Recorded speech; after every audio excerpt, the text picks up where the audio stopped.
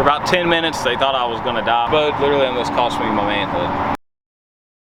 What's up guys, welcome back to Car Studio. Today's video, we're gonna talk about everything that's broken on my Fountain 35 that I bought about 2 months ago. So let's walk down to the dock and check it out.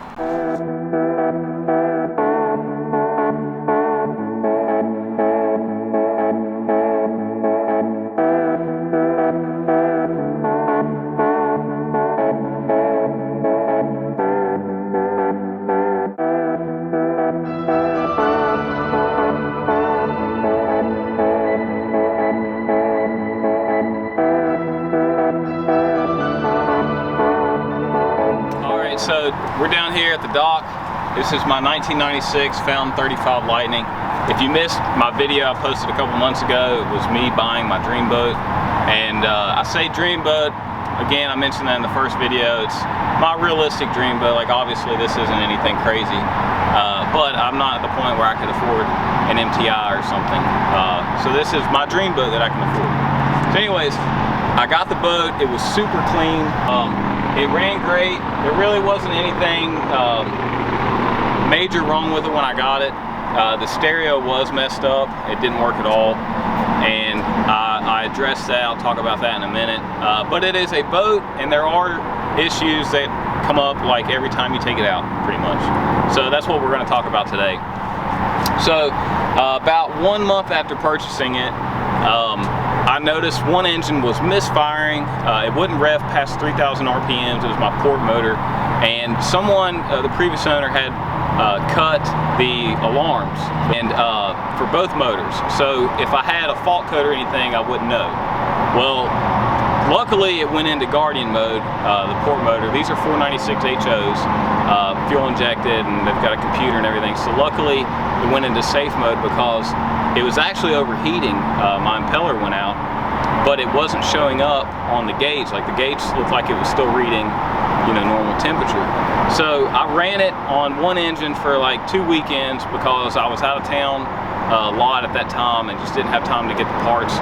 So I come back in town one day and I buy a new impeller and install it, and I had 0 water pressure with a brand new impeller.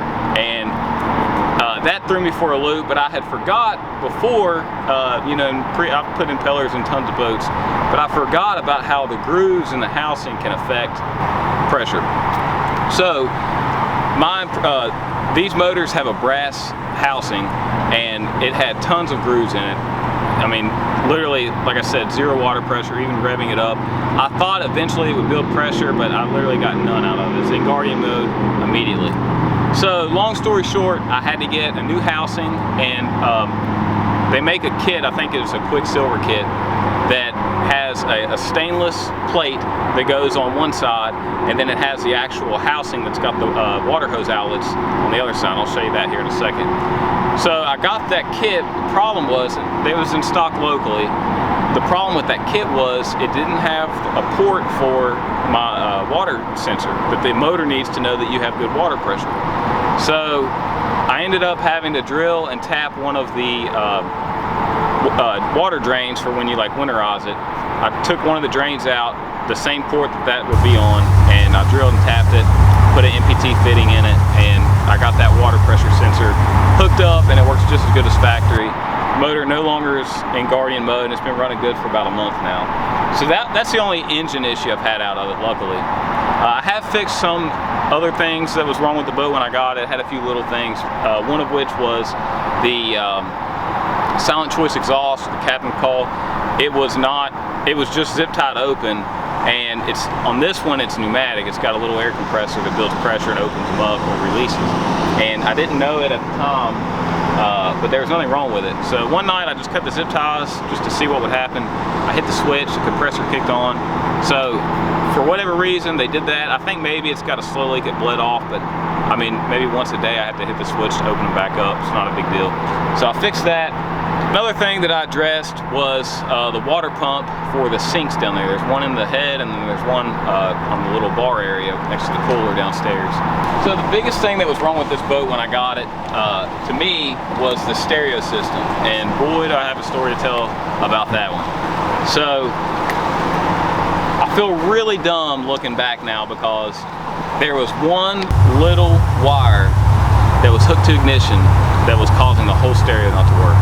And I didn't figure that out until I had a traumatic experience that landed me in the emergency room and spent hundreds of dollars. So I'll tell you about that in a second. But so when I got the boat, the sound was like really like crackling, and if you turn the volume up, it just got worse. It just didn't sound right at all. Like nothing sounded right. So I started by thinking the amps maybe had some moisture in them and they were fried. So I swapped out the amp for my highs. That didn't fix it. And then I swapped out the amp for my subs. Same issue. And then I was thinking, well, maybe it's the head unit. It did have an older head unit in it. So I put that in it, and again, still no change at all. So then I was like, okay, well, maybe it needs speakers. So I did some research. I got these real nice Sony Explode speakers. My buddy has them on his boat, and it sounds awesome. I buy them, still no change. So then I start checking RCAs.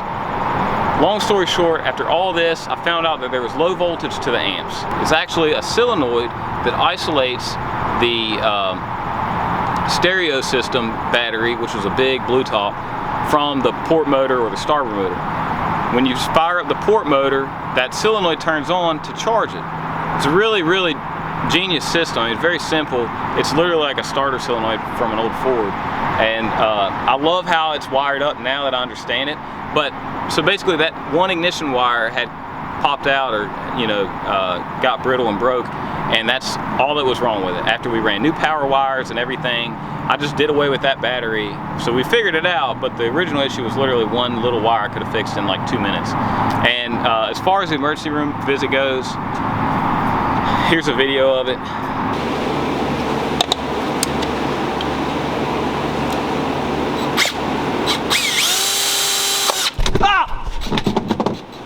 So I was drilling new holes for these 6.5s I bought, those Sonys, and I had them sitting in my lap. It was a round piece of plexiglass. It was just a filler to kind of fill in the factory holes so the 6.5s would fit without, a gap there. And I was drilling new holes, and I had installed one speaker so far, and I was on the other speaker, and I was wearing some like swimming trunks when I was doing this. And I had a 20-volt DeWalt drill, full battery charge, and I was holding that thing wide open. I had the speaker sitting right here. You can see in the video, it was way far away from somewhere dangerous. And when it punched through, it caught my pants leg, rolled up. This all happened within a split second. Like I said, a fully charged battery. And made its way all the way up to my manhood. And to the emergency room, I drove myself there somehow. I actually went into shock once I got to the hospital. I guess my mind was thinking it was worse than it was. And for about 10 minutes, they thought I was gonna die. My blood pressure was 60/30, I think. I don't know, I'm not good with those numbers. But it was super low. Everybody was running, they ran me to a room. But they, I snapped out of it, and they stitched me up. Full recovery, we're good to go. But yeah, this boat literally almost cost me my manhood. All right, down here on the boat, I'm about to show you guys what makes me the most sick out of anything that's screwed up on this boat since I got it. And it was 100% my fault. So, in my infinite wisdom, I decided to buy some cleaner that had bleach in it. Again, I feel very stupid talking about this. This is even dumber than the stereo install I did.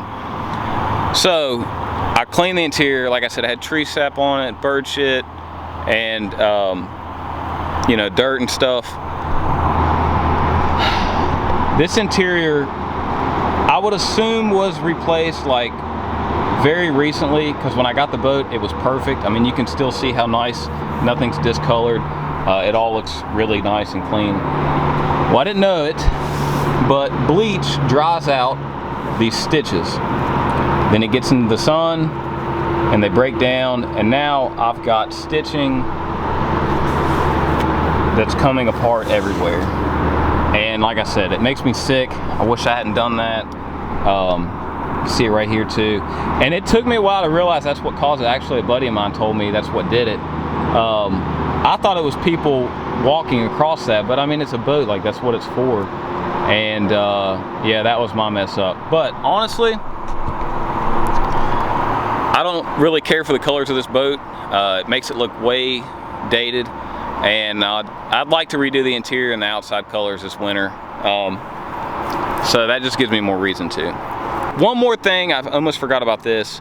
When I got the boat, it was kind of slow. Like sometimes this starboard hatch would open slow, sometimes it would open normal. But finally, the motor went out, and when you hit the switch, now it just clicks.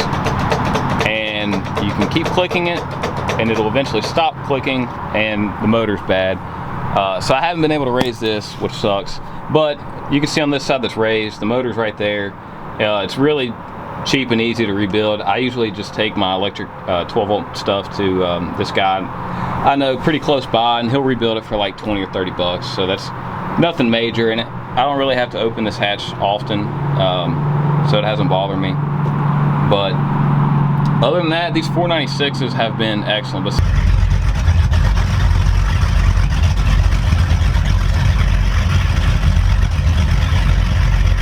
alright guys, that does it for this video. I just kind of wanted to go over what I've broken, what's broke naturally it being a boat, and what I've learned from owning this boat. And so far, the first 2 months, I really am super pleased with this boat. It has not left me stranded one time. Nothing major has gone wrong with it. I love the way it rides. It handles choppy water excellent. That hull, the padded keel, it's a way different experience from a regular V-bottom boat. And I see, after owning it now, what the hype is about Fountains and their hull design. So, if you haven't already, subscribe to the channel, turn on notifications, and there'll be a lot more videos on this boat. Like I mentioned before, I'm probably going to redo some things on it over the winter. This coming spring, I am planning a trip to Bimini, hopefully if everything works out right. And I need some advice on that, so if you have any tips or advice on Miami to Bimini, just leave them in the comments, shoot me an email, I'd love to hear from you. And if you notice the name of the boat, the new name, don't at the IRS. I have a lawn care company, I cut a lot of grass, that's how I was able to get this boat, hence the name, Laundered Money. And if you want a t-shirt, it's got the iconic fountain beak on it, and my E30 and the Miami Vice Vibe. Shoot me an email, they're 20 bucks, I sell them at cost, and I'll get one sent out to you. So, see you guys next video.